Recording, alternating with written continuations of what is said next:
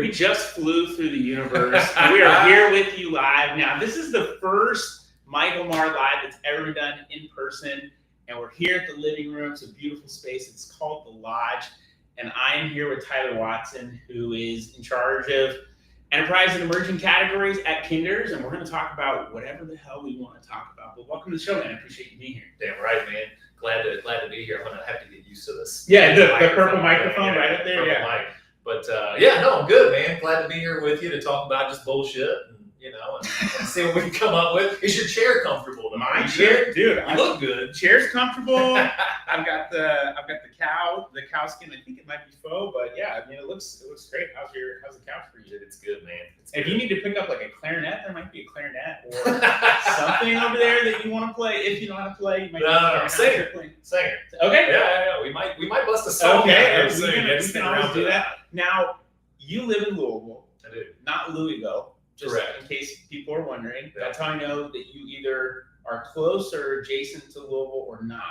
Actually, but people who live in Louisville sometimes say Louisville too. They do. It's strange. That's imports. Yeah, imports. Yeah, that's right.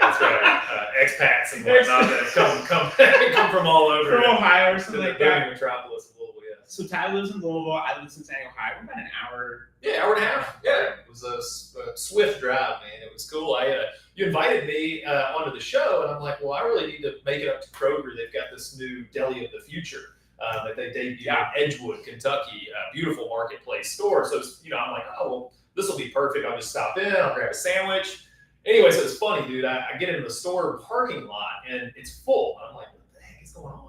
And so I walk in, and there's suits everywhere, bro. Like everybody from executive office, from corporate office is there. So like every category manager, VP that's ghosted me on LinkedIn. Yeah, they're at this event. They're at this. They were there.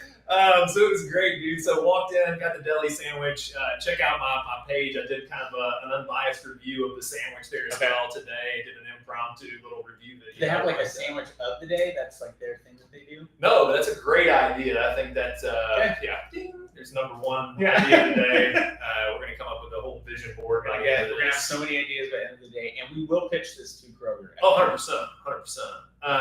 But yeah, so I'm walking through, and it was so funny, man. The sandwich was solid, but it was so funny because I walked by a guy. I'll leave him unnamed, and I'll leave his category department unnamed. Okay. That's kind of you. But like he sees me, right? Like from kind of like across the way. So he locked eyes with you. He knew. Okay, absolutely, knew exactly who I was. And so then he like looks away real quick, and then he's talking to this other guy that's with him. And I walk up, man. I'm like, hey, man, I'm the guy who's been bugging you on LinkedIn, man. Like, what's it going to take for you to... Yeah. Like, how'd you find me? Yeah. And it was so funny. He's like, I was just telling him you're the guy on LinkedIn that's stalking me. And so it was funny, man. And I think, like... But honestly, just think about that right there. Like, you've been persistent.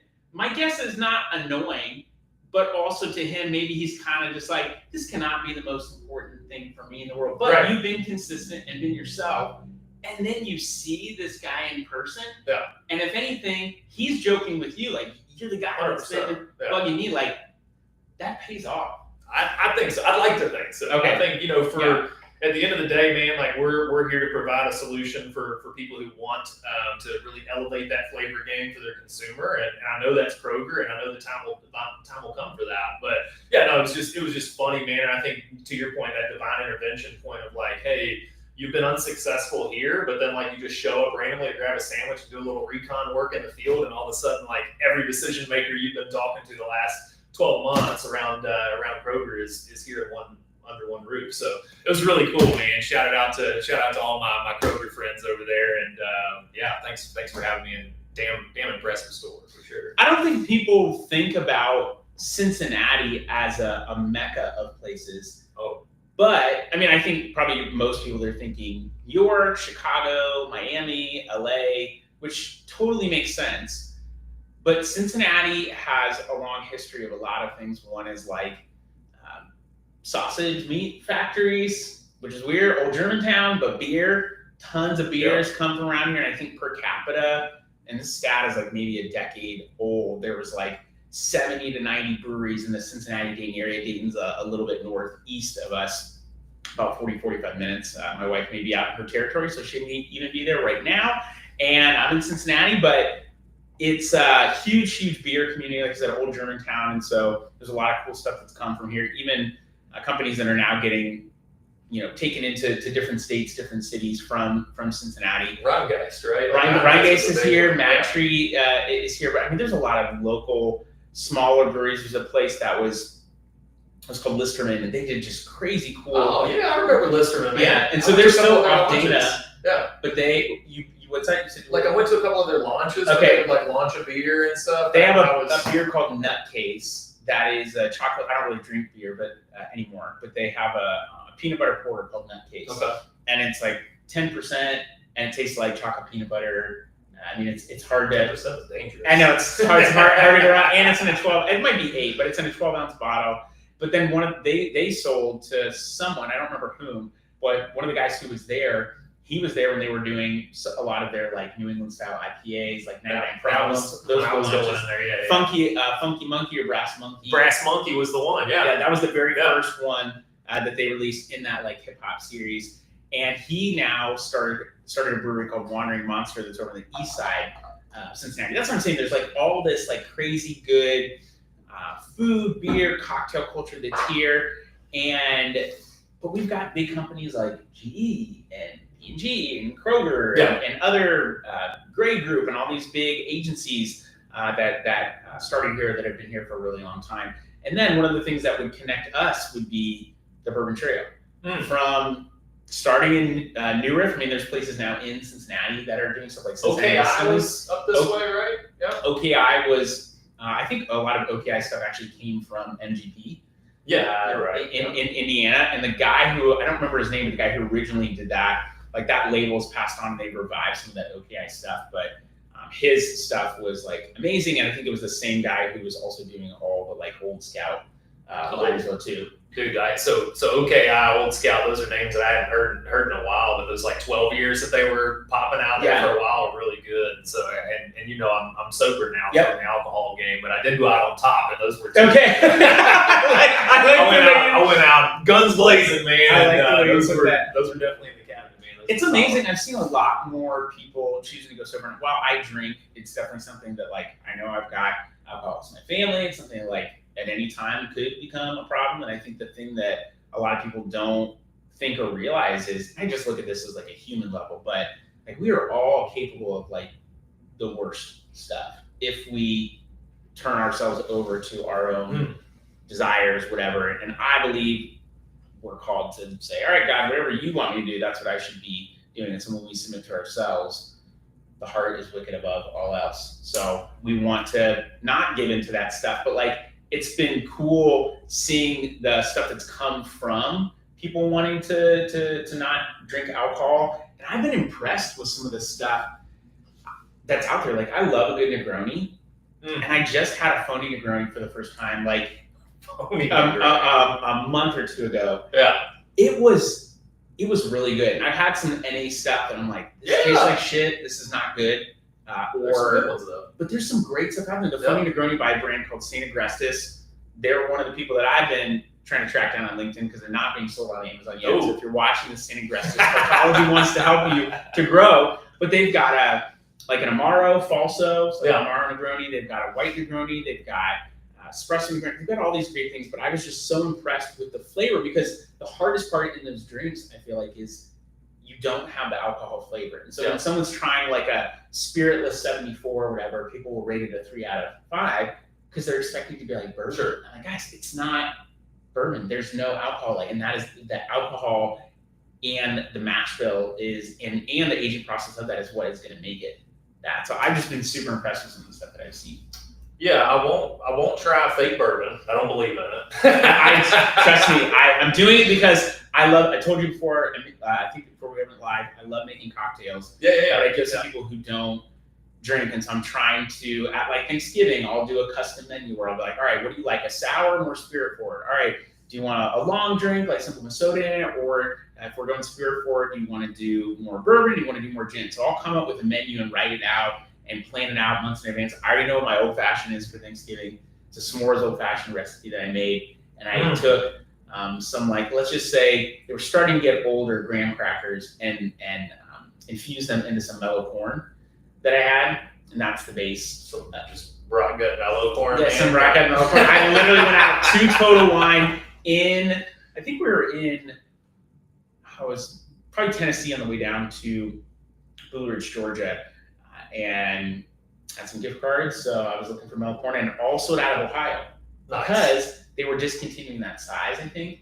like sometimes the state will, because Ohio runs all the liquor in the state. The state of Ohio runs all the liquor. Okay, so the ABC type program. Yeah, so they call it OHLQ. But honestly, their site is great. They do keep prices low. I'm not a big fan of the state controlling stuff. But like, if you want to keep the liquor prices down, like I'm not. Like EDLP for the, you know what EDLP is? What is that? You're an Amazon guy. It's everyday low price. Oh, yeah. Basically like that. Like you can't sell above retail. Whereas like if you go into Kentucky and you go to like a Justin's Suburban, great store. But they can sell stuff for like 2x the cost. Yeah.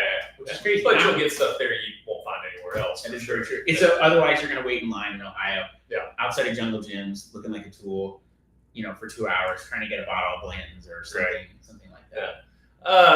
Going back to what you said about, choosing sobriety, there's a lot of people doing it right now. And I think ultimately for me, like everybody's got their own story for it, right? Sure. Like mine's, some of it's extreme. I'll spare you the depth of it all. But I mean, really for me, I think the choice, I'll say what I thought was going to happen was my life was going to change and everything was going to be better, right?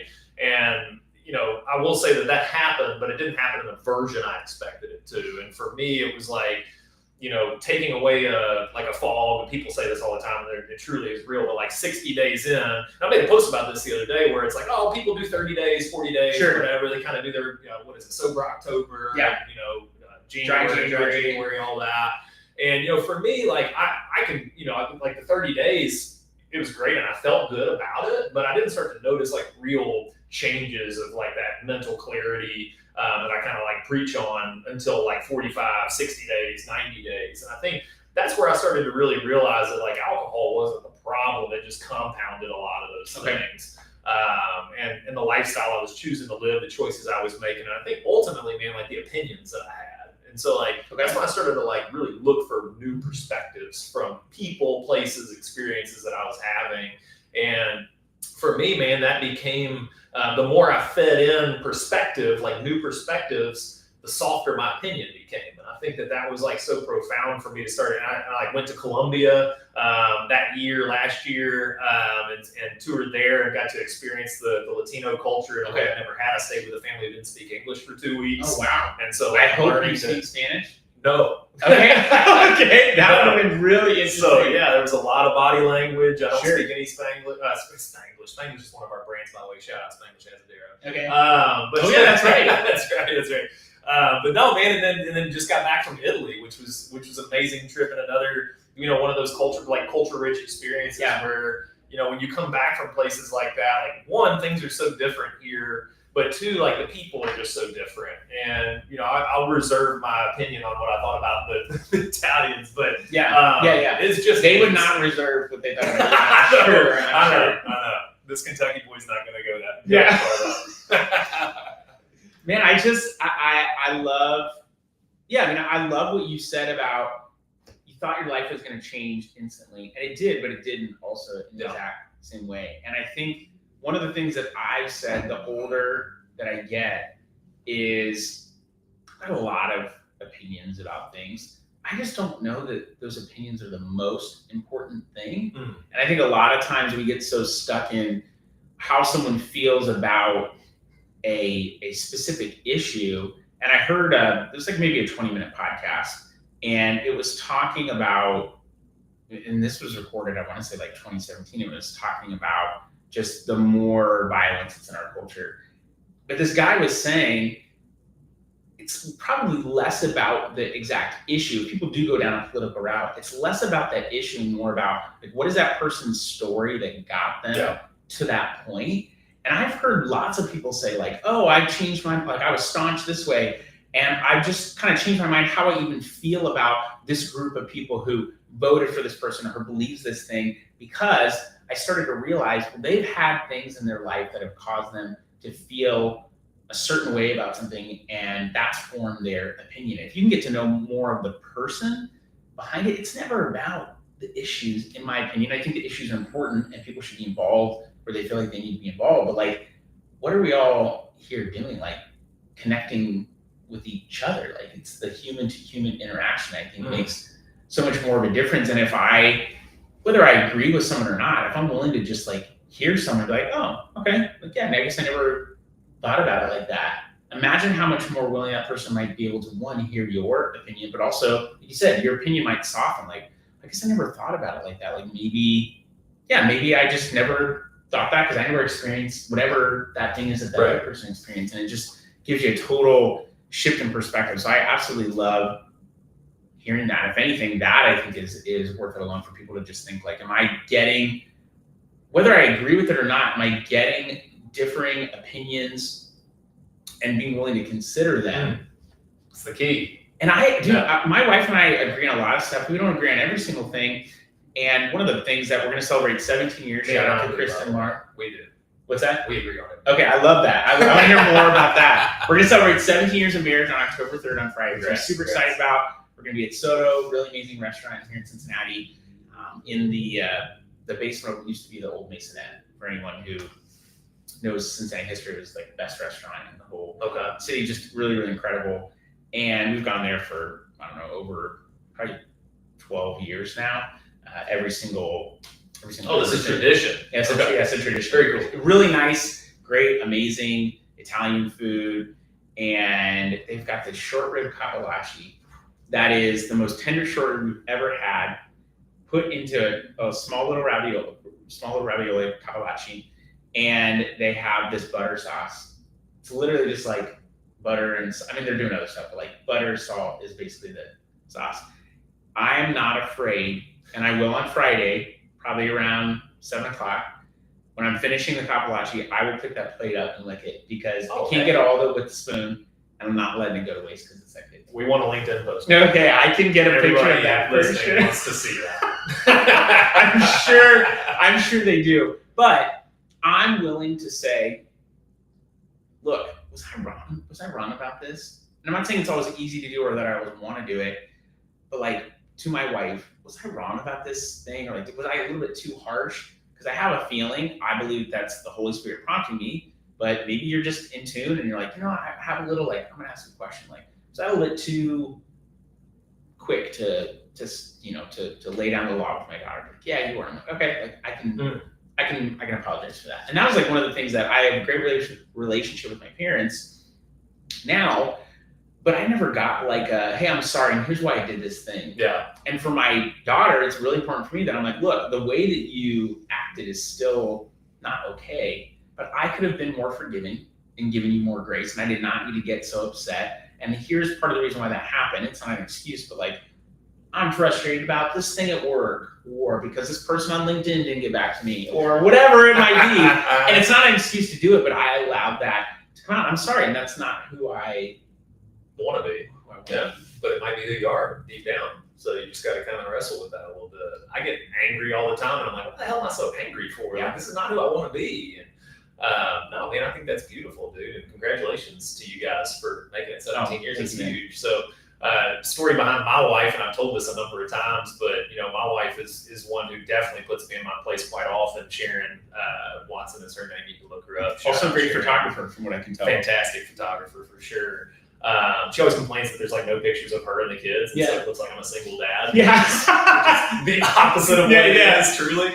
But yeah, man, we met. So Sharon and I, she's known my oldest son since he was born. She was there at the hospital when he was born. Wow. Yeah. So she was, we'll jump right into it. So she was the weed guy's girlfriend back in the day. And so he trapped out of the place that my baby mama was at. So we were all this like crew, right? That was like just a bunch of pothead idiots, doing their thing. Well, the band disbanded later on, but she got me a job at Panera Bread. And so I was washing dishes. And I'd wash dishes elsewhere, just a professional aqua chef, as I like to call it. Oh, aqua chef. That's good. That's a shirt for sure. Oh, 100%, man. That was my trajectory at the time. I'd done some jail time and things like that as a juvenile and had a lot going on. Yeah. But so she's like, hey, like, let's bring you up to the line and like teach you how to make sandwiches. Like, let's get you out of that apron, soaked apron, right? Like, try to progress. I was terrible at it, man. Like, I I couldn't do it in time. Like they were wanting these $500 hours or whatever it was. I just couldn't keep up, right? Like I'm just like this. She knew it. She's like, this isn't gonna work. Like you're definitely gonna get fired. And I'm like, fuck. Yeah. At least she was honest though. Yeah, for sure. Be prepared. Sure. And so she's like, hey, like there's this dude who comes here. He's assistant manager at the shoe store down the way. And her and I were not together at the time. She's just a friend. Yeah. And she's like, why don't you just go? She's like, I think you like could sell. Like I think you could sell.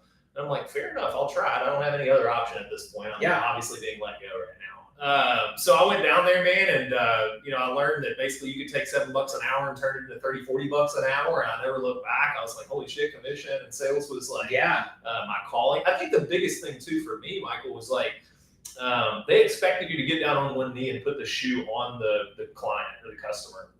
And for me, dude, like I've never done anything.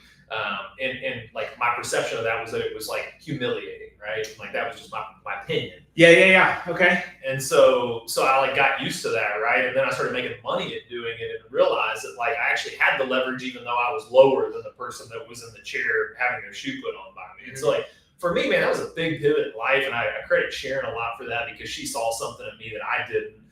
Which was that I loved people and I loved getting to know people and help them find solutions for especially their foot ailments, man, because like their feet carry them everywhere they go every day. I ended up selling mattresses too. So like, the whole like spend good money on your shoes and mattresses, like I'm a huge proponent for that. That's what a Hoka is for your foot, is a mattress for your foot. foot. Yeah, no, my wife runs in Hokas, but okay. But yeah, man, she truly is, and to this day, man, I'm the same way. I'm like, I come to her often and I'm like, hey, I got to read this email to you, or I've got to read this exchange to you, like how I come across. And she's like, yeah, you're pretty fucking aggressive. Yeah. You need to probably dial that back a little bit. No wonder they didn't get back to you. No wonder that guy dodged you and looked away after it's like. Right. Well, and for me, like, I don't want to be like the next guy. I don't want to just send them a deck and have the pleasantries, man. Like that's like we can move past that, or we can do it later if you're really interested in doing that. But at the end of the day, like I'm me. I'm going to come and do a job, and I'm going to do it really well. I'm going to do it the best. I think it's the best. And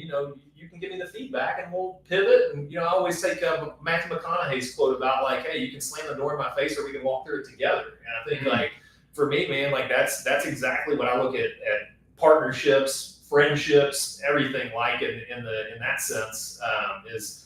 How can we do this together and collaborate and develop this together? That's the togetherness piece is super important. When I think about what you're saying, it's something that I think is more unique than I think most people would like to admit, meaning someone who really wants to have a relationship and partner with somebody versus trying to just sell more of X service or product. And I think a lot of company owners are probably like, well, that's not very scalable. Like, how can I scale something like that? And I would say, yeah, at first it probably seems harder to scale something like that. But that's where that word culture starts to come into play, which is, hey, not everyone's going to be Tyler Watson. Not everyone's going to be Michael Maher. But is there a way that these people can be uniquely themselves and there still be a connected culture of authenticity, which is, hey, this is who I am. These are the things that I'm into. This is kind of my approach. I have a tendency to be super direct. And so sometimes I have to pull that back and be a little bit softer instead of being direct. And it's not out of anger or frustration. It's just something that I've learned about myself is like, I'm on a mission. I want to go. I want to do the thing. And I read a book I read two books. One is called Practicing the Way. And the other is called The Ruthless Elimination of Hurry by John Mark Comer. And those are two great books that I highly recommend. And John Mark Comer in Ruthless Elimination of Hurry talks about how sometimes it can be hard to be interruptible. And his example was Jesus. Jesus is interruptible in everything that he did. And he arguably had a very important mission, but he never was like thrown off by someone like, hey, can I get some of your time, or can I do this thing or whatever? And that can often be my problem is I'm like, man, I don't have time for this thing because I'm on a mission. I got to do this thing. And God is very intentionally like pressing in my life, like, oh, no, this is a distraction. This is an interruption that I have for you that you need to be prepare for. And that's part of where my impatience or frustration comes from, is being in a need to like get from point A to point B. And if point B is not really the end result, if it really truly is the journey, why am I in such a hurry to get from A to B? Why am I not okay with just taking a little bit of time to get there? Like point B eventually is death. I mean, like in all reality, like we're all gonna die at some point. Yeah. So like if that really is the end, like why am I rushing to get somewhere? So I think about that. I think about people companies saying they want to scale something, but in reality, I think if you can build a culture of authenticity and allow people to be more themselves, like I don't need 6 Michaels at my company. I need an Elena and I need a Rafa. I need all the people to do their thing really, really well, me to do my thing really well, and that can be okay. But if you have a place where people are okay to be themselves, as long as you have core values that are like, look, here's what frames our company. So you can be Tyler, just know this is what we're driving towards. And if you're like, yep, I'm totally on board with that, then great, that can be what shapes it. But I think a lot of people just don't, a lot of brands, companies, whatever, they're so focused on the brand, the external brand. There's also a lot of talk about like culture. We have good culture, and like we've got a ping pong table and all this stuff. I'm like, that's not what culture is. Culture is like, what do you care about? Yeah. And is everyone driving towards that same thing? Oh man, that's a super rich subject, man. So I have my own story with culture I'd love to share. Please. With Danos, when I first broke into the CPG space, right, it was like I went from selling that stuff behind a flea market booth, 8-9 years ago or whatever it was. And there was, some back and forth too between other jobs, but then came back and really helped them build to a big retail distribution. And the culture there was just being established on like who we were, and really who we were was a guy that was on, blew up on TikTok during COVID. And that's what we kind of lived like. And so when I was kind of trying to find my identity within that brand, right? Because I think we were so focused on the brand externally that we just wanted that to be what we shouted from the mountaintops. It was always talking about wins. And like, I was always on LinkedIn talking about wins. And, I met the folks at Kinder's along the way. The CEO and founder, Joe, he's a good friend of mine and mentor of mine. And he found me along the way. We met at Expo West years ago. And he kind of took me under his wing in a number of ways. But getting back to the culture point was when I came over to Kinder's, the first thing that I think was their biggest concern was like how loud I was about those types of things, because that's not who they are. Sure. And like, I kind of like went through this like 6-month, maybe even longer period. I don't know, maybe I'm still in it, of like, not being the disruptor that I was, or that I thought I was from like an outward standpoint, and really being that kind of like stealth, like ninja-like from the win standpoint, not really celebrating those, but the gratitude, the humility, those are the mission statements, that we kind of talk about at Kinder's a lot about, just being humble. And I think like I've really found that, or started to find that. And at the same time, I was going through a journey as I sobered up. I had a coach, Tammy is her name, and I'd worked with her for almost 18 months. And it was also that EQ was part of what we were working on. And I thought I was emotionally intelligent, but I realized that I lacked a lot of empathy, and I lacked a lot of self-control. And so like those two things together really made me almost venomous in a meeting room, and in meetings and with other people I work with. Up to a certain point. Yeah. I mean, I think it pushed things forward a number of times, but not in a way that people really rallied behind. Okay. And so, as I look back and learn and and kind of put my I was talking to Lady Maggie yesterday, put my 10,000 hours in to really be a master of this craft, because this is what I want to do is sell in retail, build brands in retail. I just look at how far I've come, man, and it's so refreshing. And so like just your point about time and like just taking the time during the day, whether it's saying a prayer of gratitude or whether it's just like, writing down like 5 things you've accomplished this year that you're really proud of. And like, that really grounds me. So that was just kind of what popped into my head. Also really like what you brought God, you've woven God and kind of like your religious stance into our conversation a few times. And I really appreciate that, because I think it's a really hard topic to talk about in business and in professional life. And, for me, definitely wouldn't be here without, what he's done for me and the opportunities he's given me. But I find that when I find myself talking about it, it feels like I'm pushing something on somebody that they may not want. So I'm curious to hear if you've had an interaction where they didn't want to hear it and how that went. I have. It's been less in business and more in the personal side. Okay, fair enough. Let's hear it. The worst. But here's what I will say. Not everyone's going to gel with what you say. And I think it depends upon the person. Like, where are they at in their lives? Someone could be pushing something on me.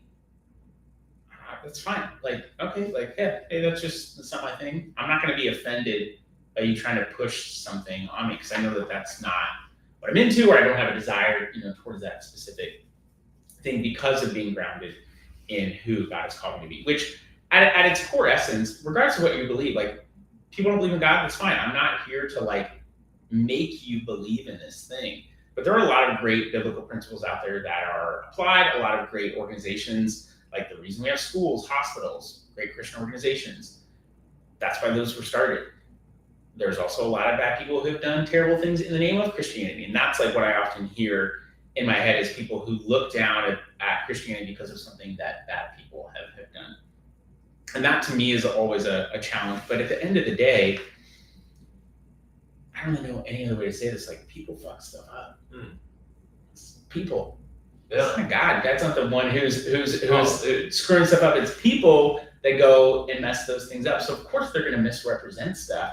But that to me is why it's so important to know, what does God actually say? Like, am I reading the Bible? Am I talking with him? All this is like, we could go really, really deep into that. But like, do you actually know what God's character is? And at the end of the day, some of the things that I think are really valuable to take away are like, when I show up somewhere, my like striving to get from point A to point B is very often about wanting to show that I'm worth something, that I can like, look at what I can do. And God's like, look, Michael, you come to the table, like, you're already enough. Like, you don't have to prove anything to be loved. That doesn't mean you're perfect. You still need to grow in maturity, emotional, spiritual, etc. But like, you're already enough, and you don't have to strive to be anything more in order to be loved and to be accepted. You still have a mission, you have a purpose, you have stuff that you want to achieve and do. So like, it has to come from that place. But most people that I talk about, and maybe I'm just fortunate, but like, your response tends to be the response I get. And I've had really good friends of mine who talked with my 12-year-old daughter the past year, just like, if you were to get married again or whatever, like, who would you like invite, to be a groomsman or whatever? And I was like naming off these guys, and like, some of them are guys that like, I just was public about my faith, my belief on LinkedIn, and they reached out to me and were like, hey man, I love that you're about that. And like, we're in the same industry. We hang out now. Yeah. We talk regularly. We do events and things together. Just because I was willing to share that and risk that. Like, that's such a small risk, especially when there are people who, for their faith, are being killed and persecuted in other areas. So it's like a very small risk. When I hear about those people, I'm like, you need to be more bold. You need to be more bold to be vocal about that kind of stuff. And if someone doesn't like what I'm saying, like, hey man, like, I'm not here to push something specific on you. I love sharing what I've learned and what I've found because it's been so influential to me and so beneficial. And I think it's, again, back to that conversation about like, not about the issue, but like, why does someone feel that way? Why does someone not like the thing that I'm saying? Because in his essence, like, God loves you and wants to know you, and we want to be known by him. But they probably had a bad experience with someone along the way. Am I willing to wait that out with that person in that relationship to go beyond just what they're hearing from me because it reminds them of that jerk that was that way for them? I think there's another way to see it too. Like, I think a lot of people have thought about it and been let down, right? And sure. I think that maybe that's the bad experience. It's like, they're still thinking about it. The story of Job that we talked about before we started here, and like, dude just kept getting the shit thrown at him. Literally, him, So I think there's that, man. But I think for me, I don't look at it as religion as much as I do spirituality. And I think like, that's the important thing I always try to stress to people. Like, if I am going to talk about it, is like, hey, like, I'm not religious. It's very clear if you get to know me that I'm not like, made in the image, kind of, maybe for sure made in the image. But yeah, I mean, it's like, there are things that have happened for me where I know I shouldn't be alive, or I know I shouldn't have made it this far, where like there's no other possible answer for me. And one guy kind of really summed it up for me one time. So I was, I'll make this a long story because I think it's fair to give it a long story. I don't know if I've told this story. So I was nominated for 40 Under 40 and won in Louisville, which is a huge honor. Great. I mean, like, that's my city. I'm from there. It's where I've done jail time. It's where I've, been on house arrest a lot. It's where people know me to be the bad kid. I kicked out every high school. And like, I did it, right? Like, I really felt good about that. Well, I didn't know who nominated me. And so I'm asking around the office, and no, it wasn't us. Like, we didn't do it. It was my wife, man. So my wife had nominated me, right? Wow, that was super cool of her to do that. But anyway, the process was that you had to do some volunteer hours for Habitat for Humanity. And so we were out building a house, which was super cool. Man. Are you familiar with Habitat for Humanity? Yep. Great program, man. I mean, so this dude was like a drug addict coming out of rehab, and he was like, couldn't get credit, so Habitat was helping him because he was committed to sobriety and all that. Yeah, it's cool, man. So we got to like hang out with him while we're building the house and stuff. But anyway, the lead contractor on site worked for Habitat for Humanity. And I'm like, him and I kind of got some personal time, and he was like wanting to ride around in my car. I've got a real fast car, but loudspeakers. Okay. I'm a big kid at heart. Okay, yeah. I curved the shit out of the rim. Okay. I was pissed, dude. I was mad. I'm like, hey, Michael. Oh yeah. But no, so him and I are kind of talking, man. I'm like, honestly, bro, here we are building my house, literally, with just a bunch of people who aren't contractors. You're the contractor. We're building a house. I was like, why don't you do this for yourself? Like, why don't you go make a good living at doing this for yourself, or going and working for a bigger company or whatever? He said, listen, man, he's like, God put me here to do work. He's like, I have work to do. And he's like, my job just so happens to allow for me to do that work every day. And I was like, wow, bro, like, you just bowled me over with that, because I've never even thought about it like that. I've never even thought about like trying to bring the two things together, right? I've always thought there's like this separation of church and state, or whatever you want to call it. And for me, like, it gave me a whole new perspective on like what I do when I'm storytelling for the brands I work for. And really it stopped me from thinking about like, what am I selling, and what can we do for the retailer? What are we doing for how are we going to move? Just all these success performance indicators went out the window, and it was all about like, what is this product providing for this person that they didn't have before? And with Danos, it was like, there was like this kind of like goofy quirkiness, but it was like fun. There was like a fun element to it. Yeah. With Kinder's, there's this confidence that we really give to the consumer, because the flavors are incredible. The innovation is bleeding edge, and the branding just exudes that that air of confidence in what we do, but curiosity, right? Like, and always making sure that the consumer's involved in the process in some way, shape, or form. And I think that started to ground me, that level of like, hey, like, what are you doing with your job, and how does it pair with the work you were put here to do, whether we think it's God who put us. We're all here doing something. Yeah. I mean, we have a purpose to fulfill. And that became mine. It was just like, with every conversation I have about the future of whatever it is that I'm working on, is like, hey, like, how are we involving somebody at the end of it? And how is that, how is that good work? How are we bringing people together? How is that good work that we're doing? I think when you are remembering, especially from that perspective of like, what God put you here to do, I think a lot of times people think, oh, well, someone that's like a preacher or missionary, like, they're doing God's work.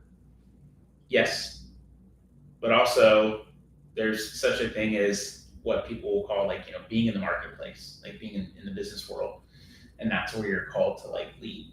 And there's so many people who, at a very practical level, like we were talking about, experiences with people before, and there's a lot of brands that have had bad experiences with an agency, specifically someone that helps them on Amazon. I call that agency burn. It sounds like a venereal disease. It is curable. It is curable. But maybe part of my job, my responsibility is just to provide an opportunity for that experience to be redeemed for them. And you could look at it in a religious, spiritual way. You don't have to, but maybe they just need some redemption in that experience. Like, you know what? Hey, maybe I can trust the right people, even if I've had a bad experience with another agency. And that to me feels very much a part of the work that we're doing. But our jobs, I believe my calling is to know God and be known by God, whatever that looks like. If my agency were to go under tomorrow, would I be disappointed? Yes. Would I be frustrated? Yes. Do I also believe that there would be something that God would have for me to do that maybe is still about knowing Him and being known by Him? Absolutely. Like, what am I, just, you were talking about Joe before, like, kids died in an accident, farmland taken away, health taken away. Everyone's telling him to like, give it up, trades up, man. Like, why do you still believe in this guy? And he says, though he slay me, yet will I trust in him. If it's about the things that you have, even like, I'm super blessed to have an incredible wife, great daughter, I have a great home, I have groceries in my fridge and in the cupboard, like, I've got provision. But even if those things go away, like, where's my hope and faith? If it's in those things, as soon as those go, if it's in my next drink, if it's in that next money, if it's in my next conquest with someone sexually, like, if that's where my hope and faith is in, those things will always miss and I will always be disappointed. But I like to think about having joy over happiness. Like we were talking about before, like, today's a good day. There's gonna be good days, there's gonna be bad days. From an emotional standpoint. But like, if I'm alive and I'm breathing, like, that's a reason I think to have joy just at a core level, regardless of whatever you believe. Like, I'm here, I'm alive, I'm not dead. I still have an opportunity to do something and to be impactful. That's a huge win. And that's something that you can be grateful for, I think, with a level of humility. But I think it takes being able to step back and say, like, what am I, not just what am I doing, but like, why am I here? If I'm breathing, then I must have a reason that I'm here. Am I grateful for that? And that's a great way to start, I think, any day. Yeah, I would add a caveat of like the serving piece, right? Because I think like that's where we come in and we can bring real impact. Is like having a conversation like this. If somebody's listening today and they got something out of it, even though we're probably going on, right? Like, I think that's super important. For me, I don't lead with it because it doesn't make me comfortable to do that right now. Maybe in the future it will. Yeah. But I use it as a filter, right? Like, I use that spirituality as a filter of like, look, we were at church this past Sunday. It's been a long time since I went. But the message was basically like, it was a filter of like, what does your belief in Jesus change about the way you're going to interact with this person today? And I was like, wow, that's really, something to think about, because like, I probably wouldn't get angry or I wouldn't get anxious or nervous or whatever it is if I just thought about that first. Like, and it's not even WWJD, right? It's not what you would do. It's just, what does your belief lead you to do? Guiding you to do. So I love that. I'm going to take that. Please, Kyle Idleman. It's not me. It's Kyle Idleman over at Southeast Christian. Okay. Another way that I heard that said was, if you were sitting at a table, this is like why, even just from a historical perspective, you look at people make mistakes. Like, we're humans, the world's broken, we're always going to mess stuff up. But like, the reason why I think that, WWJD slogan can work is because if Jesus really is who he says he is, and he's the perfect human, how would he treat this person? And another way of what I just heard recently, what you just said, I heard it said a little bit differently, was you're sitting at a table with you and Jesus and this person that you really don't like. What would he say to them? How would he interact with them?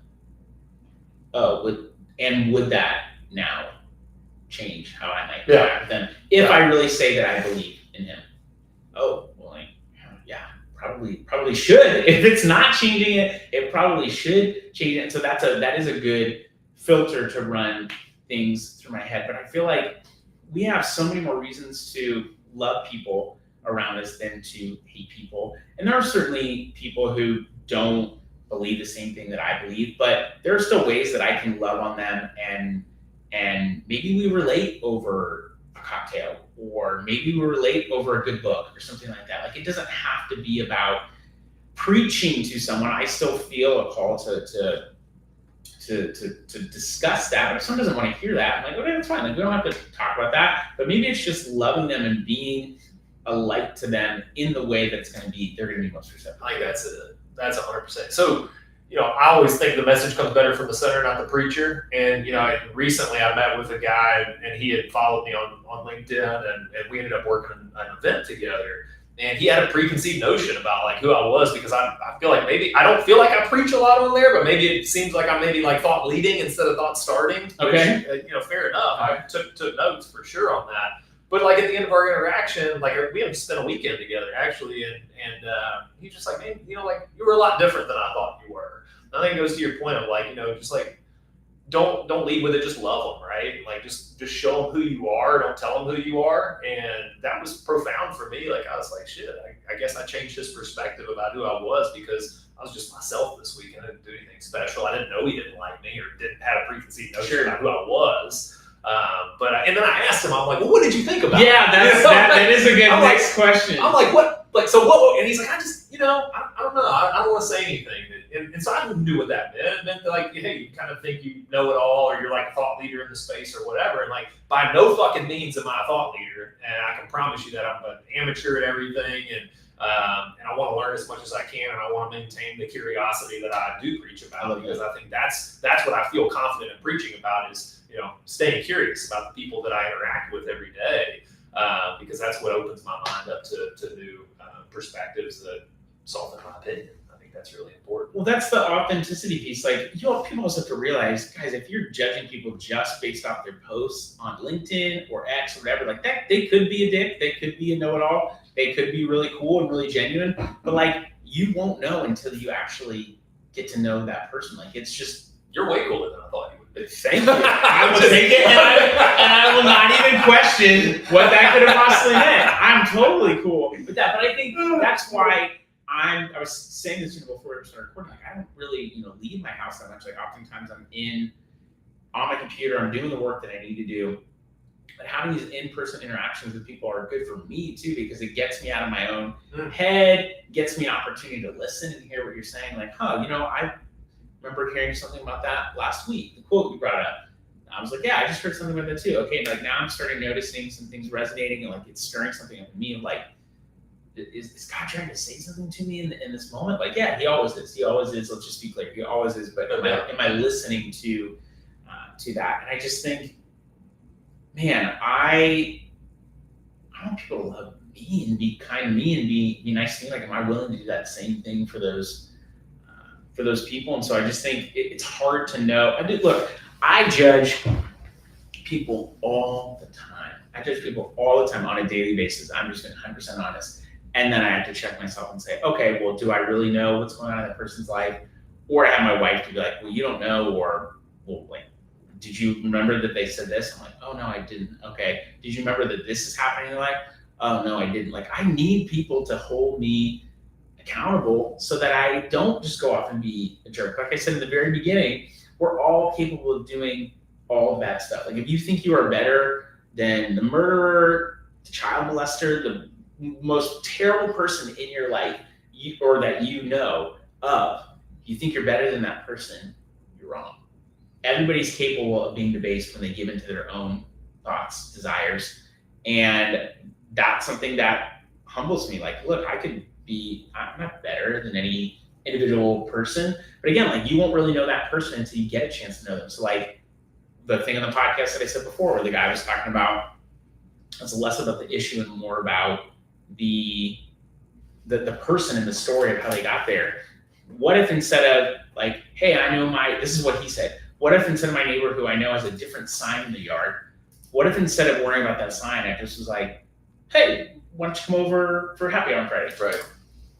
What if? And what if I wasn't worried about talking about any specific thing and just talked with them and just interacted? Like, what if that maybe changed my interaction with that person? Like, if we were able to just let down our opinions and not be so married to those and just be with other people. Like, could we, I'm not saying we're gonna solve the world here today, but like maybe there are like just a couple of different interactions that people could be more impactful and help us to walk away. People say you want to, be the change you want to see in the world. It doesn't mean you have to, get on a pulpit or be a politician or run a big company or sell billions of dollars worth of stuff.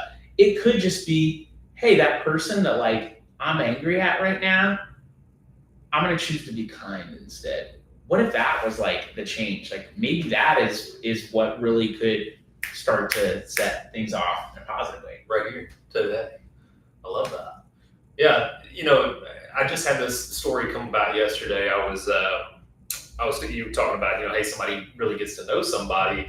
I was talking to we all know who Jack Harlow is. He's out of Louisville, Kentucky. That's so crazy. I was listening to a song I was listening to Psychic by Chris Brown and Jack Harlow. I'm a huge R&B fan. Okay. But it's a Chris Brown song and Jack Harlow's on it. And I was like, I'm meeting with a guy today who's from Louisville. I wonder if we're going to talk about Jack Harlow. We're not going to talk about Jack Harlow. I'm not even a big fan of him, but that just came on, and I was like, weird. Okay. Anyway. So he's extremely talented kid. But so his mom is a super high-powered business leader, female business leader in Louisville. Okay. Great lady. I'd love to think that she's on here right now, Maggie. If you are, hello. Maggie. Yeah.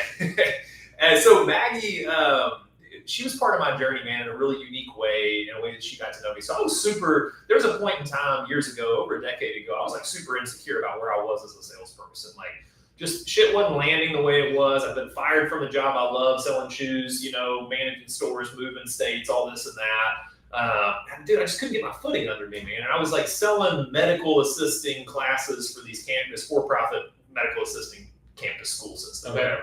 They're good people, man, and it was serving a great purpose for the people who were going there and things. But like, what the hell I have an 8th grade education. What the hell am I doing signing up people for school? And I was like, I had a real like moral compass problem. I was feeling super insecure about like my ability as a salesperson.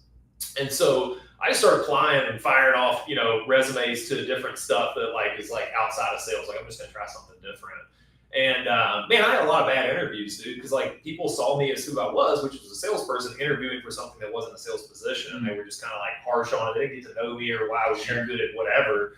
So anyway, I come across Maggie Harlow, man, and she was running. She owns a Signorama business in Louisville, and I was interviewing for a project management position, and she's like, listen, she's like, I've gotten to know you. I don't remember exactly how the conversation went. But she's like, I got to know you. And like, I'm reading this personality test. She made me take like a DISC assessment. Oh, okay. Deal. Yeah. And she's like, you're just not a project manager. Like, that's not what you're going to be good at. So she's like, I like you, but I don't think you're going to be a good project manager. I'm just being real with you. She's like, you're a salesperson. And like, for me in that moment, man, like she understood who I was. And like, what she didn't know, and I shared this with her yesterday in a private message, was at the time, dude, like my dad had just attempted suicide, failed at it, but like I found him, I witnessed the whole thing, side by side with him in the process, happened again 2 years later. Long story short, man, she met me where I was at, and like I needed that at that moment. I needed to hear from her that like I was on the right path. And not only did she tell me that what I should have been doing, she offered me a job selling for another business that she was in partnership with. Okay. Totally fucked him over on that, by the way. I took the job and then like dumped them like a week before they were gonna start me, maybe even sooner, a couple days. It was bad, dude. I apologize for that too. Sorry, Maggie. Again, I really mean that. But it led me down a path, right? And I think like that was, her purpose in that moment was to help me reinvigorate the belief that I had that I was going to be a lifetime career salesman. And her, meeting me where I was at in such a vulnerable state. Not only was I insecure about that, but like I was super insecure about life at home and everything else that was going on with it, dude. And she just like had this like innate ability to connect with me and help me realize that like I was going to screw that up if I kept looking for something that I wasn't, like looking to be somebody I wasn't. She gave you permission to just be Tyler. She sure as hell did, dude. She's an amazing woman. And she obviously has produced amazing children, because not only Jack, but she's got another son who's a producer now and does song for Jack. with Jack, and they've had a very successful Signorama business for years in Louisville. So just a great lady, and I'm honored to know her, but very honored to have her been a part of my journey on the way of my career. My guess is if you went and I think there's a reason why we don't get to see this, but like if you really are being authentic and you're trying to be kind, like Maggie was to you, kind, not as in overly affectionate kind, but kind as in real, honest. Yep. Sometimes the kindest thing that someone could say to me is, you need to take a 5-minute break. Like you're overheated and like it's too much. Like you need to stop. That could be the most kind thing someone says when you're like, man, you are way out of line. Like, whoa, I needed that check. Because accountability is not rude. If it's done well, it really is kindness. Clarity is kindness, whatever you want to say. But if you're committed to being in the moment with people and being kind, and I think this is true in sales. You've been real with that, with that guy at Kroger and on LinkedIn, sure. And it's not like he ran away from you. Like he joked when you came up to him. So like obviously there was something there. He knows who you are. He knows you've been persistent. I think people appreciate persistence, even if it's relevant persistence. Let me say that. If you want to ask me about having a free website, and the answer is no, I don't want a free website. Like it's just not applicable. Like stop asking. Yeah. There's so many people. Stay out of my inbox. Stay out of my. You know who you are. You know who you are. Cold website person. But people get mad at. I've even seen something today that was like, stop cold emailing, stop cold this. I'm just like, look, cold works. One, if you're just gonna blast a bunch of people, you're playing a numbers game. Okay, like it can still work, but it's gonna be a really low percentage of the time. Cold can work if it's relevant. Cold doesn't mean, it does mean I'm just going to email everyone and message everyone, whatever. But like with persistence and with intention, you've now become warm to this guy to the point where you end up getting a sandwich in this Kroger Marketplace shop to see this guy. You're able to talk to him, put an in-person face to a name, and so that persistence has paid off. So I don't think cold in and of itself is a bad thing. But back to my original point is, if you are willing to be, I think people just give cold a bad name, and as someone who does send cold messages and send cold emails, and sometimes people will say, yeah, I'd actually love to talk about growing on Amazon because we have a need, or yeah, we're about to switch agencies, or we have this other big thing that you just don't know. People aren't all like, I think the pinnacle of sales for people is like inbound, and I'm like, great. Like it would be great. I would love to just have a shit ton of inbound people coming knocking on my door. That takes time. That takes putting out content. That takes doing cold outreach. And eventually you can have some inbound stuff come your way. But it's not just like, man, I just showed up today and I've got 100 inbound leads. Like you're gonna have to do some cold work, I think, to get there. There's nothing wrong with that if it's relevant.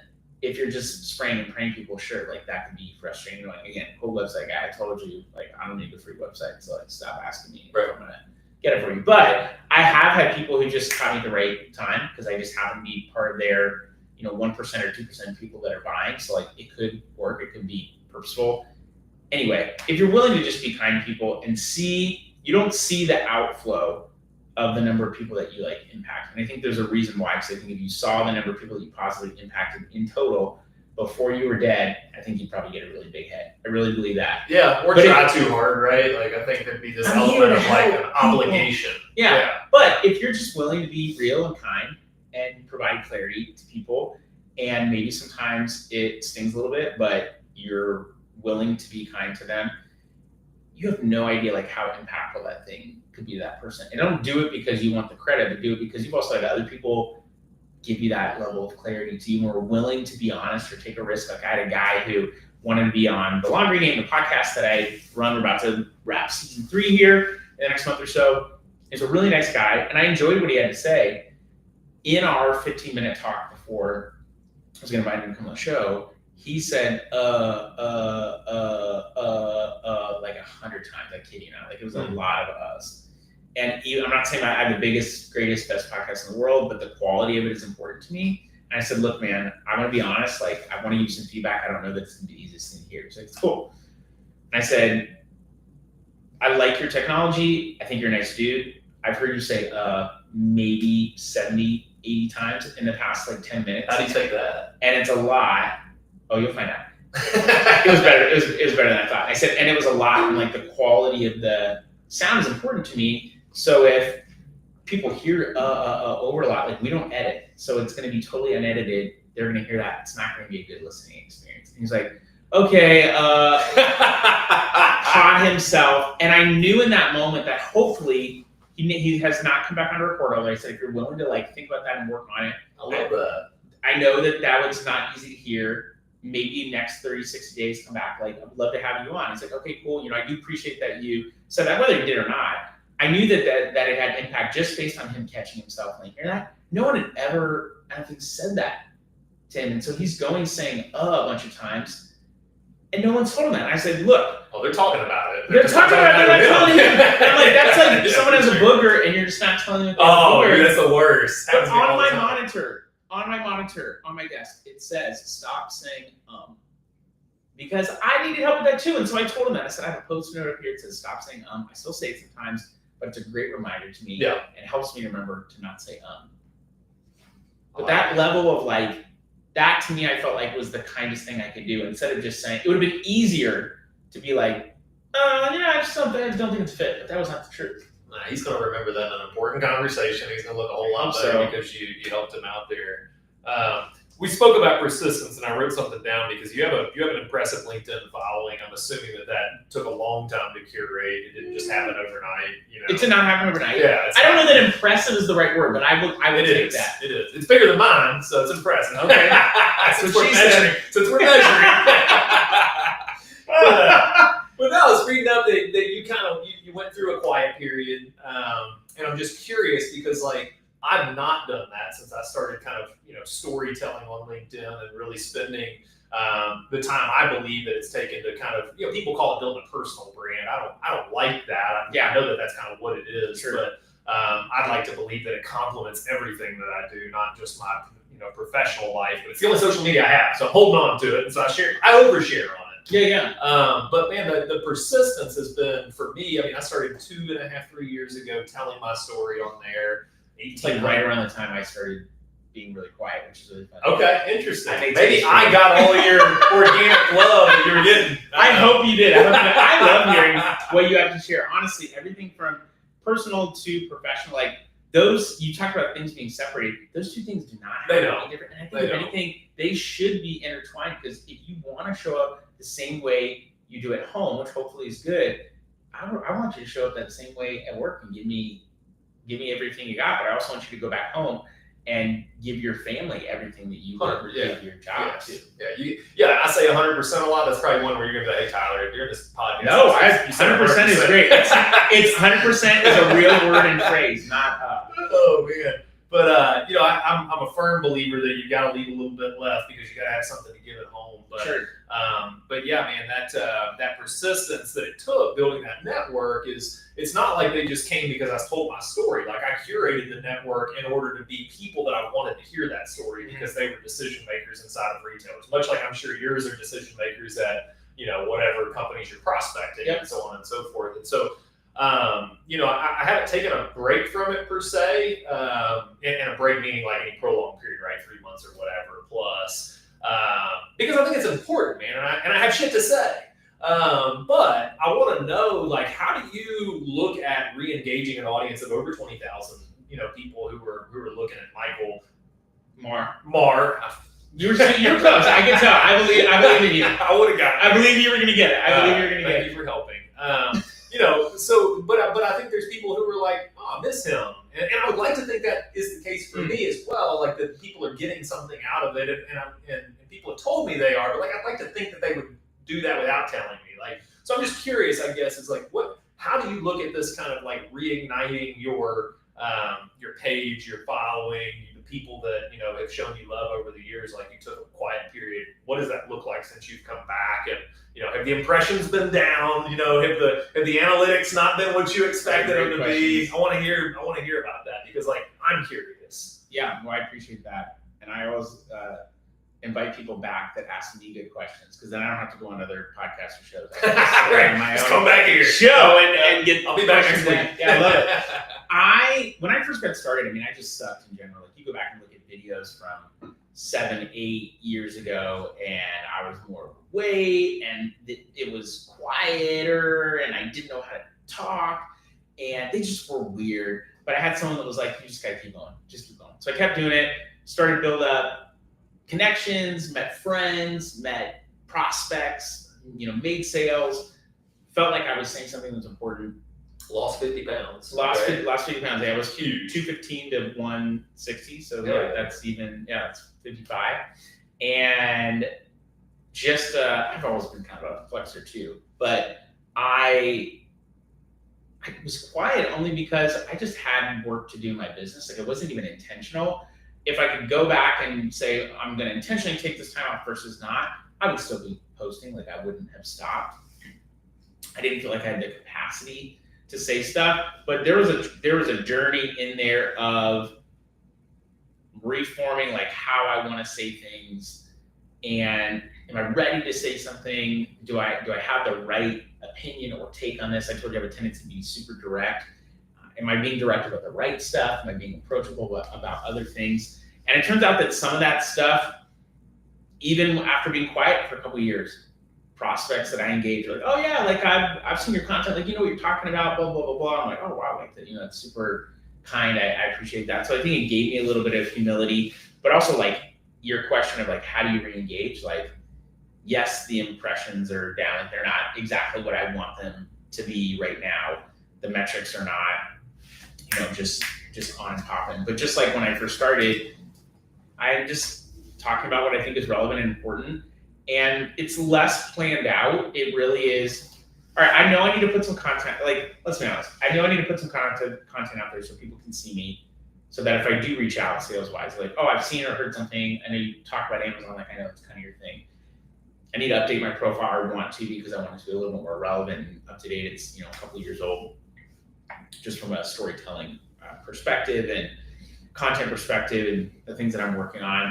And I have other stories that I want to tell that are, I think, good, big stories, but part of it has been, I got some great clients that we worked with. We've done great work. Like, how do I do that in a way that I still feel like is humble and authentic and isn't just, I just feel like sometimes we get in this, dick measuring contest of, like, look at how much I've done, look at how many sales, like, look at all that. And, like, that stuff is important. Don't get me wrong. Like, one of the things I believe that makes my agency unique is getting results. And that's what we tell people. Like, we know how to get results. We're also going to provide you an unmatched level of service and give you we're going to take extreme ownership of everything you do.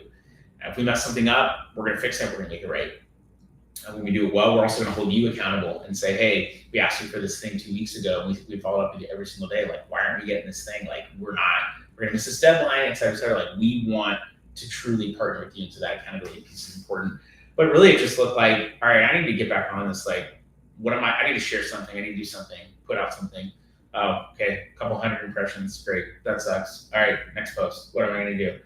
Let's talk about Amazon now. All right, let's talk about something personal. And I did do a reintroduction post of, like, enjoy it. Yeah, like, hey, this is a little bit about me. And I think that that's something that can work. Also, it works because you put photos of yourself as a human in it. They always look better than just people who are putting up a sales page of, like, look at, I've done all this stuff, and here's my, like, brag book. Like, people like seeing pictures of, like, you and your family. So yeah, no, I mean, I figured if you and I run out of things to talk about, which is not happening. Never. But yeah, you're a Disney fan, musician, bourbon tequila fan, 12-year-old daughter, wife of 16. You have all sorts of. I love the reintroduction post. I think it's great because I think it worked. See, it worked. It did. One impression right here. One definitely. Two, because I had to go back and, like, make sure. 2 impressions. There you go. I didn't know how good of a conversationalist you should be. So. But no, man, I think it was super good to see that, but it's interesting to me because, like, there's that fear that I have of, like, if I stop LinkedIning, what am I going to do? Yeah. Like, what value do I bring, to that, to as a sales guy? Because it's such a tool. I mean, it's such a great tool to use to interact in a way that a lot of guys, or gals in my space don't sell. We really rely on 30-minute category reviews what the hell am I going to get done in 30 minutes with somebody? Mm-hmm. You know, I mean, like that's for me, like I don't even open a deck in a lot of category reviews. I'm just like, let's just get to know you. Like, here I am, let's just get to know each other real quick. Here's the brand origin story, and like, here's how hard we're going to work, and like, let's just get to know each other real quick. It's like, that's so important. So I realize that like that finite amount of time that we get with our decision makers, it actually expands when you post on LinkedIn. And so like, that's when I started like I started to do that, and I was fucking terrible at it at first. And like, you know, the stories didn't make sense. Or is anybody really great at it from the very get-go? Like, no. I kind of doubt it, but we just don't see that because then it's like, they've come at right. it overnight. It's amazing. Yeah. Lightning in a bottle sort of thing. Yeah. But no, man, I you know, but I noticed in like, then I'd walk into buying offices and like, I'd have random people say, hey to me, and like, hey, I know you from LinkedIn. And like that, like, yes, of course my head barely fit through the door after that as well. But like, it was also super fulfilling and like, felt like, okay, you are doing something different than, you know, the incumbent supplier that you're going up against, that the competitors are doing, right? Not many people are willing, I think, to just share in general. I've heard people say like, man, I couldn't do that. I'm like, you are 100% wrong. You absolutely could do this. It just takes getting over fear of failure or people not liking what you have to say. And guess what? Does everyone in your home like what you have to say all the time? Absolutely not. No. Does that stop you from talking or sharing? No.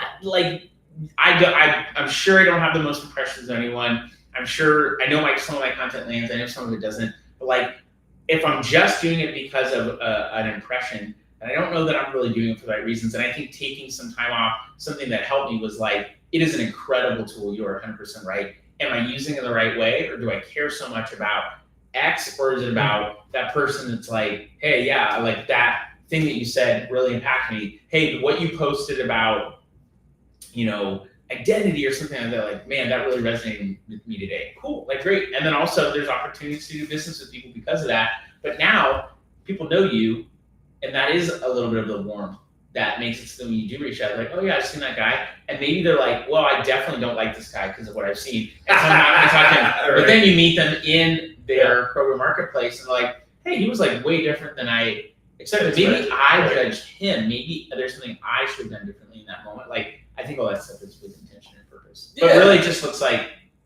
getting back up on the horse and not looking at anything. I mean, not looking at nothing, but not like focusing on, did I get enough impressions, whatever. I'm looking like, did this hit, did this not hit? Of course, pictures of my wife and daughter are going to do. They're going to kill it. Yeah, they're going to do well. So maybe I'll just include more of those and throw names on at the same time. I had one like 30,000 impressions the other day with my oldest son in there. I'm like, okay, this is it. Yeah, you doing the try with him? Yeah, well, that the one with him graduating. Oh, yeah. So, well, those story. Why does that stuff resonate with people? Well, his story's incredible, man. If you didn't read it, I did. We got him at 9 years old, full custody of him. But I mean, dude, he missed a bunch of school. He's truant, had a bunch of stuff wrong with him, health-wise. Stayed up overnight at school. Messed up. Yeah, dude, real messed up. His mom was a junkie, and so she's got her life together since, which is great. But yeah, man, the kid's been through some shit, and it's cool because like, I've been telling my story for so long, but like I've also bridged out and told his story. I've told a former CEO's story that I worked with. I helped him tell his story on a ghostwriting perspective. And like I just found like I really am good at it. Yeah, and I enjoy it because like people that aren't willing to tell their story want it to be told. They just don't know how to tell it. And like you're doing, I mean, again, you got my attention. I'm here today because you reached out about Amazon, I think, by Kendrick's, right? That is exactly why I reached out. It was cold. Yeah, and it works. See, what did I tell you? It works like a damn charm. But also I knew you a little bit, like just like you've done your homework, like, and my wife is such a great salesperson. Like, all pretty much, other than a couple books that I read, like, best feedback I get is like her. She'll be like, we'll be at dinner. She'll be like, man, like you really crushed on that call today. Like you really like doing good stuff. And I was like, oh wow, like thanks, because she's can overhear all my calls in my office. I'm right off the dining room, and I'm working till 5 or 7. She's making dinner. She gets home from work, and so I can be like, how did that go today? She's like, nope, you crushed her. Like, I don't know if I would have said that. That was not so great, but it's cool to get that kind of feedback. Yeah, no, dude, I wrote at the top of my page, impact over impressions, because I've been on that kind of train lately of like, I'm not going to just put things out because I want them to go viral, or I want a really good message to be told that, really in my business telling. It's more about like, what is the content? What does it mean to me? And what impact can it have on somebody? And I think that's super, that's a good way to live. It's a better way to live, because I did get wrapped up in impressions there for quite some time. It's easy to, because we like, just like we like getting the Valentines, as a kindergartner, like we want to be liked. I want my box full. I want my Valentine's Day box full. That's why I feel like part of that taking the time off was, even though it was unintentional, was good for me, because it was a way that God can say, hey, like, you're enough when you show up. You don't need to worry about those things. Like, obviously, post stuff that's going to be helpful, not harmful. Post stuff that, even if it rubs people the wrong way, like, is it actually helping people to look at stuff a little bit differently? Like the guy who I said, hey, you said like 50 times. Yeah. Probably not the most nice thing to hear, but it was the most kind thing I felt like could be done in the moment. I've had people who've done that stuff to me. They're like, man, like, I told you screwed this thing up. I'm like, really? Like, what did I do? Like, oh, well, you did this, this, and this, and you totally talked. I had hired a sales coach. His name's Scott Wiederhold. Shout out to Scott. This was a couple years ago, even like 2 years ago. And he would watch discovery calls that I would do. And it was right after I read the book Gap Selling. I love that book. It's a great book. And I was like, I want more of this. Hired him. He watched one of my sales calls. And I was talking with the CEO.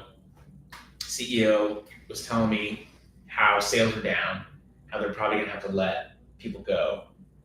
And my next question to him was like, well, what's your sales target? Blah, blah, blah, blah. Like, I just went all in on numbers and metrics, because I was in a fact-finding mission, uninterruptible. It's time that back for you.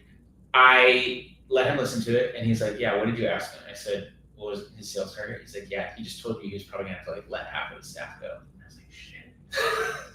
Next call. Hey man, I want to say, he took another call with me.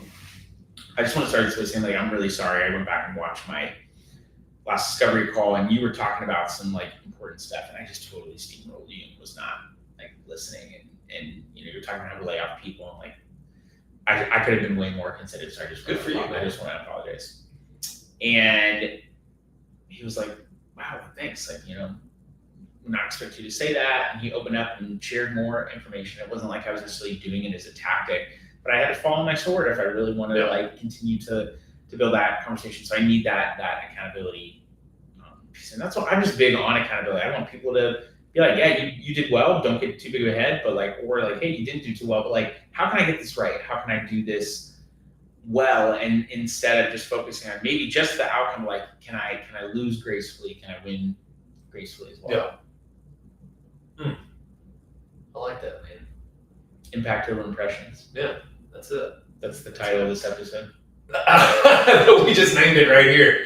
One thing I'll leave you with, man, is I took I'm embarrassed to admit this, but I like paid for a course, right, for the LinkedIn posting early on. Oh, don't be embarrassed about that. 2.5, 3 years ago, whatever it was. I thought you were going to say 2,500, and I was like, okay, be No.